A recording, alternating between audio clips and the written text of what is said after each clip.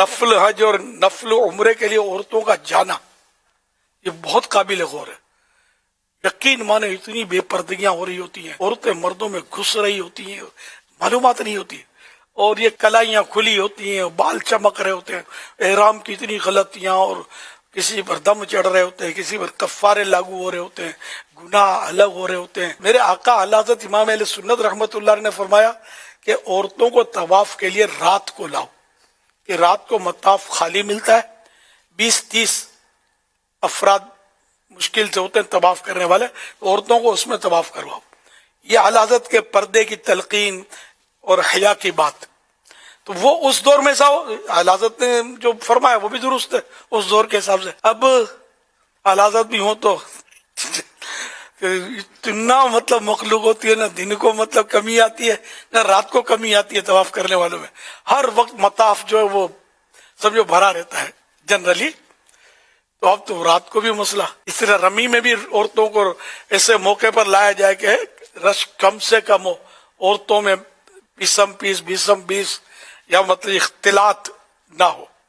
لیکن اب یہ عورتوں کا ذہن بھی تو بنے نا. حضرت ام المومنین بی بی سودا رضی اللہ تعالی عنہا، ان سے عرض کیا گیا کہ آپ حج کریں، تو انہوں نے فرمایا میں فرض حج کر چکی، اب تو گھر سے میرا جنازہ ہی نکلے. وہ پردے کی سخت پابندی حیا کی وجہ سے آپ جو تھی اپنے گھر سے باہر نکلتی ہی نہیں تھی، تو اس لیے وہ ایک حج فرض کر لیا، پھر نفل حج اور نفل عمرہ اس وجہ سے نہیں کرتی کہ میرے کہ پردہ وہاں رکھنا بہت دشوار ہی نہیں، دشوار ترین ہے. واقعی میں بولتا ہوں، جنہوں نے حج کیے ہیں عمرے کیے ہیں بار بار، ان کو پتا ہوتا ہے. ہم لوگوں کو پتا نہیں کہ کیا حال ہوتا ہے. مرد کا بڑا ٹھہرنا مشکل ہوتا ہے، اتنا رش ہوتا ہے. اگر کعبے کی بھی زیارت کرنے کے لیے آدمی بیٹھے نا مسجد الحرام شریف میں، میں صحیح کہتا ہوں کہ اتنی عورتوں سے ٹکرا کر وہ نظر آپ کی کعبے کی طرف پہنچے گی رش میں. کعبے شریف کی زیارت جو ہم بیٹھے بیٹھے کر رہے ہیں زیادہ سے زیادہ مستحب ہے، اور جان بوجھ کر عورت کی طرف دیکھنا ہم اللہ پاک ہم سب کو حکم شریعت پر عمل کرنے کی توفیق عطا فرمائے، اور گناہوں سے بچ کر مکروہات سے بچ کر صاف ستھری عبادت کرنا نصیب کر دے. حج بہت بڑی عبادت ہے، کوئی شک نہیں ہے. عمرہ شریف جیسی عبادت دنیا میں کہیں ہو ہی نہیں سکتی، یہ وہیں ہوتی ہے.